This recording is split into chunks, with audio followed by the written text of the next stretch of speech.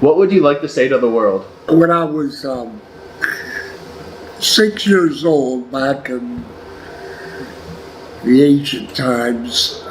What year was it? I'm sorry? What year was it? 1952. I was 6 years old and playing in my backyard like every other 6-year-old. And I didn't feel good, so I went in, told my mom, Mom, I don't feel good. And like every other parent in that day and time,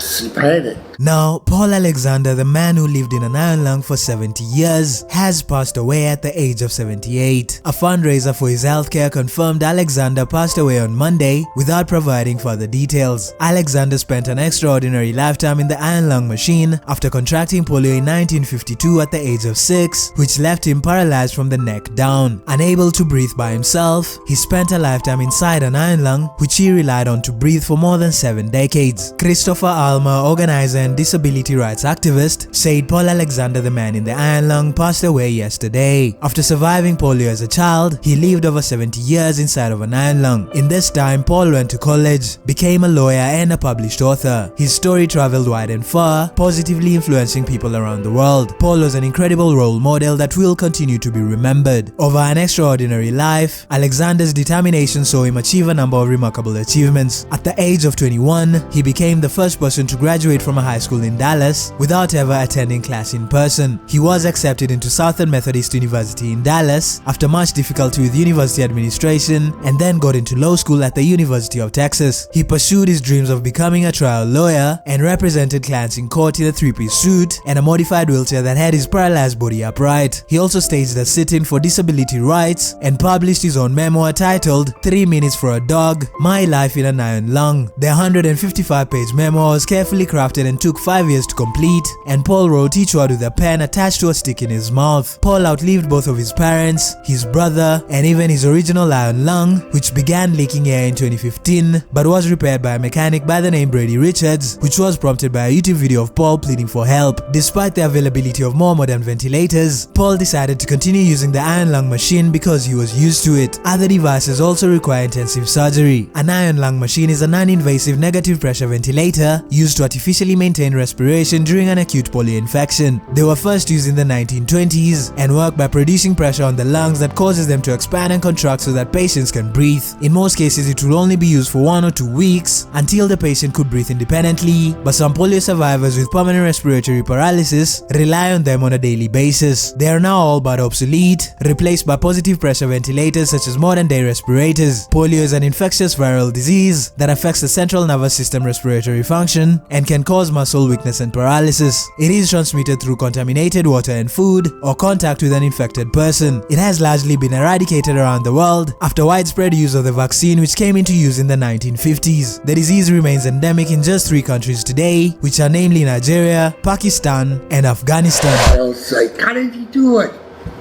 How do you live in that thing? How do you not go crazy? And I try to answer them to give them a clue. Polio is very painful. It was very destructive. And if you don't fight like you've never fought before, it will win. It was not fun. So, what do you guys think? Comment down below, and as always, don't forget to like and subscribe. Thanks for watching and see you in the next video.